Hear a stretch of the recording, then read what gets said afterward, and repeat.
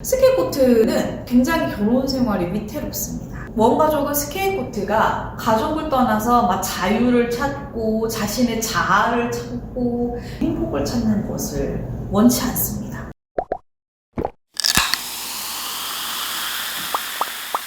여러분 안녕하세요. 이번 영상에서는 스케이트보트의 결혼, 많은 분들이 결혼을 도피로 선택하는 경우가 많아요. 왜냐면 이 가족을 어떻게 벗어날 기미가 안 보이니까 결혼을 통해서 벗어나고 싶다는 생각을 하는 거죠. 저도 결혼을 제 친구들 중에서 제일 빨리 했어요. 우리가 독립할 수 있는 기회를 찾아서 좋은 기회에 독립을 하고 벗어나는 것은 너무 좋습니다만 안타깝게도 스케이트보트의 결혼은 그다지 잘 유지되지 않는 경우가 많아요. 스케이트보트는 부모로부터 무조건적인 사랑과 존중을 받아본 적이 없습니다. 그렇기 때문에 자존감이 낮고 자신감도 낮고 자기 확신도 낮은 사람이 됩니다.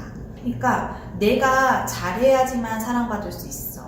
내가 사랑받을 만한 가치가 있어야지만 사랑받을 수 있어라고 생각을 하기 때문에 내가 노력을 통해서 다른 사람으로부터의 존중이라든지 배려라든지 이런 걸 받을 수 있다고 여기는 거죠. 근데 이제 스케이트보트의 가족들은 항상 스케이트보트에게 얘기합니다. 너 같은 애는 이런 대우를 받아도 싸. 너는 배은망덕해. 너는 밥값이 아까워. 너는 너무 못됐어. 너는 정말 나빴어. 너는 정말 예민하고 어쩜 그렇게 까탈스러워서 부모를 이렇게 힘들게 하니? 너는 그렇게 불평불만이 많니? 이런 얘기를 계속 듣다 보면 나는 사랑받을 만한 사람이 아닌가 보다 이런 생각을 하게 돼요. 그래서 다른 사람들이 나한테 함부로 대해도 그게 그렇게 충격적이거나 놀랍지가 않습니다. 그래서 진정한 사랑을 받는 것, 무조건적인 사랑을 받는 것 이런 건 내가 정말 노력을 해야 뼈를 깎는 노력, 사랑받을 만한 가치가 있어져야지만 사랑을 받는다고 생각합니다. 사랑을 받기 위한 어떤 그 자격을 갖추어야 된다라고만 생각을 합니다. 그리고 나는 그럴 만한 자격이 없는 사람이라고 생각을 하게 되고 학대적인 연인을 만나도 그걸 허용해버려요. 늘 당했기 때문에 별로 힘들긴 한데 그게 다른 사람들하고 그렇게 충격적이거나 그렇게 상처가 되거나 그렇게 막 이 사람은 막 피해야 되고 도망가야겠다라는 그런 마음속에 경고등이 잘 안 켜져요. 경고등이 좀 약간 희미하게 뭔가 이상한 것 같다라는 깜빡이는 것 같기도 하고 안 하기도 하는데도 그걸 또 다 무시해버리죠. 그래서 학대자와 관계를 맺게 됩니다. 학대자, 나르시시스트, 소시오패스, 사이코패스, 그다음에 경계성 자 이런 친구들은요 이 스케이트보트를 1m 밖에서도 알아봐요. 삘이 옵니다. 그래서 이렇게 감지해가지고 우리 스케이트보트를 찾아옵니다. 자 그러면 우리가 학대자가 아닌 배우자를 만날 때도 있어요. 너무나도 운이 좋게도. 그러면은 결혼 생활이 행복해야 되잖아요. 근데 또 그렇지가 않아요. 왜 아닌가 한번 보겠습니다. 스케이트보트는 굉장히 결혼 생활이 위태롭습니다. 학대자가 아니라도 되게 위태로워요. 일단 원가족 사람들이 이 스케이트보트와 며느리나 사위를 가만히 놔두지를 않습니다. 이 원가족들이. 이제 원가족들은 되게 불안한 거예요.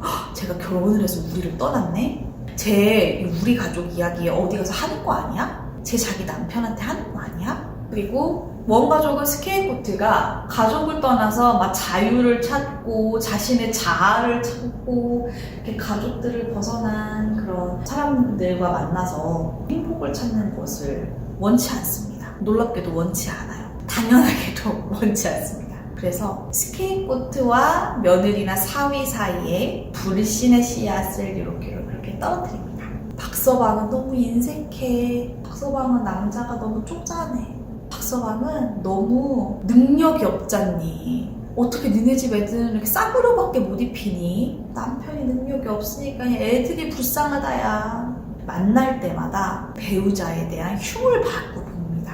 그러면 이거를 1년, 2년 근데 여러분 몇 년 들어보세요. 남편이 이제 우리 집에 이렇게 휴지가 금방 이렇게 없어졌네. 휴지 좀 주문해야겠다 얘기하면 역시 인색한 인간인가 봐.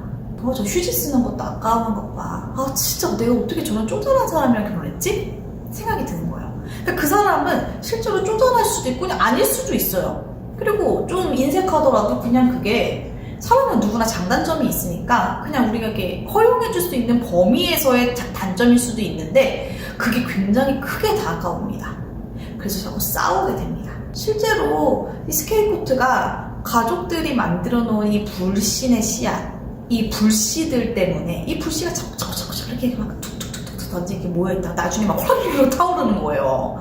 그래서 또 이 스케이트보트들은 애착 유형이 안정적이지가 않잖아요. 그러니까 저 인간 믿으면 안 돼. 이게 회피적인 거. 저 사람 정말 내가 믿으면 안 될 인간이라는 게 딱 발동이 돼버리는 순간 또 그게 맞아 떨어질 때가 있어요. 그러면 이제 그때부터 배우자와의 관계가 멀어지게 되고 실제로 굉장히 극단적인 선택을 하신 스케이트보트 분들도 많습니다. 진짜 너무 마음이 아파요. 한 스케이트보트 분께서 혼전 임신으로 결혼을 하게 되셨습니다. 여자친구가 혼전 임신을 해서 결혼을 했는데 이 여자친구가 만삭인데 어머니와 누나가 얘기를 한 거예요. 야, 쟤 진짜 성격 너무 아니야. 어쩌다 저런 여자랑 네가 결혼을 하니 막 반대를 막 했던 거예요. 그래서 그분이 생각한 거죠. 오죽하면 만삭인 예비신부 앞에서 우리 엄마랑 누나가 반대를 했을까? 정말 저 사람이랑 결혼하면 큰일 나는 걸까? 라는 생각이 드셨대요. 근데 어쩔 수 없이 이미 만삭이고 하니까 이제 그때 결혼을 밀어붙이셨었죠. 그때는 확신이 있으셨으니까요. 하지만 이제 평생 동안 가스라이팅을 당해서 자존감이나 자기 확신이나 자신감이나 이런 부분이 낮으셨기 때문에 항상 부부 안에 어떤 문제가 있었을 때마다 엄마나 누나한테 전화를 해서 물어본 거죠. 그래서 항상 퇴근 후에는 무조건 자기 본가로 가서 늘 항상 저녁을 먹으면서 자기 부부 관계에 대한 어려움을 엄마나 시집을 안 간 누나한테 이렇게 털어놓으셨다고 합니다. 그때마다 얘기하는 거죠.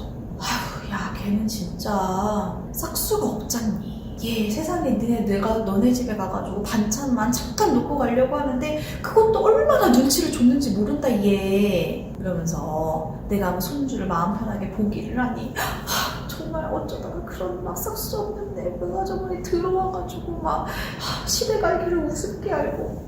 자, 이게 몇 년 동안 지나게 됐어요. 자, 이 남편분은 굉장히 가스라이팅을 오래 당하셨기 때문에 굉장히 불안하고 자기 확신이 낮고 하니까 그래 엄마 아들 하고 있잖아. 나한테도 자꾸 이렇게 네가 하는 게 뭐 있냐고 맨날 하더라고. 내가 음식물 쓰레기도 내가 얼마나 다 버리잖아. 막 이러면 그래 맞아. 걔 정말 이상한 애야 하는 거죠.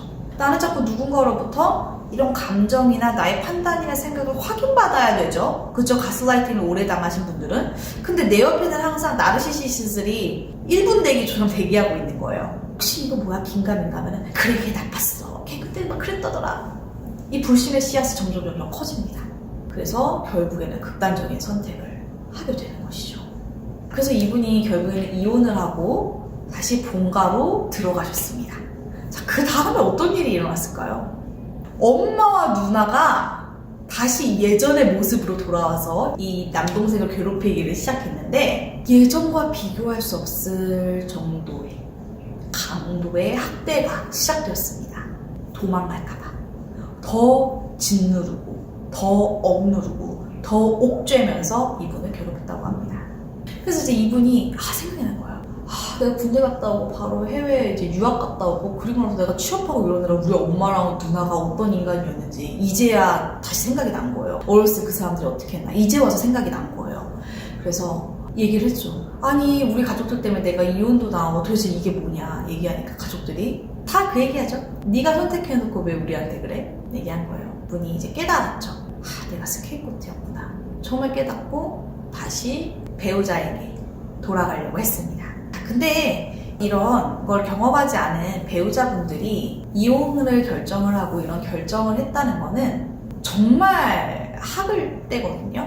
그러니까 스케이트보트는 조금 이해가 안 갈 수가 있어요. 이 포인트가.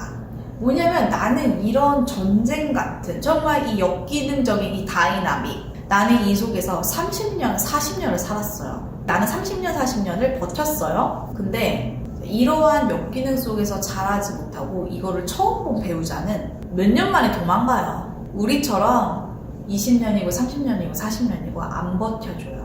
그래서 여러분들이 그 당시에 이 와이프가 나를 포용해주고 계속해서 설명해주고 자꾸 내가 가지고 있는 왜곡된 생각을 정정해주고 바로잡아주려고 노력하고 대화로 노력했었던 내 배우자를 다시 찾아가면 그분은 이미 마음의 문을 다 닫아버리고 희망을 굉장히 빨리 정리를 합니다. 근데 우리는 그 희망을 가지고 20년, 30년 살면서 막 바라보고 대화하려고 하고 노력하려고 하고 해왔잖아요. 근데 대부분의 사람들은 몇 년 하다가 안 되면 그냥 손절해요. 그래서 이 부분도 굉장히 좀 잘 유념하시길 바랍니다. 내가 가지고 있는 인내심과 참을성이 비정상적인 거고, 우리가 생각했을 때 저 사람들은 왜 이렇게 인내심이 없지? 왜 이렇게 참을성이 없지? 왜 이렇게 못 견디지? 그 사람들이 정상이에요. 나의 배우자는 나만큼 견뎌줄 수 없다. 나의 배우자는 나만큼 기다려줄 수 없다. 이 사람은 1, 2년이 맥시멈이구나 라는 것을 반드시 인지하시고 그 안에 깨닫고 정리하고 내 행동이나 생각을 수정하고 그런 노력을 하셔야 될 것 같습니다.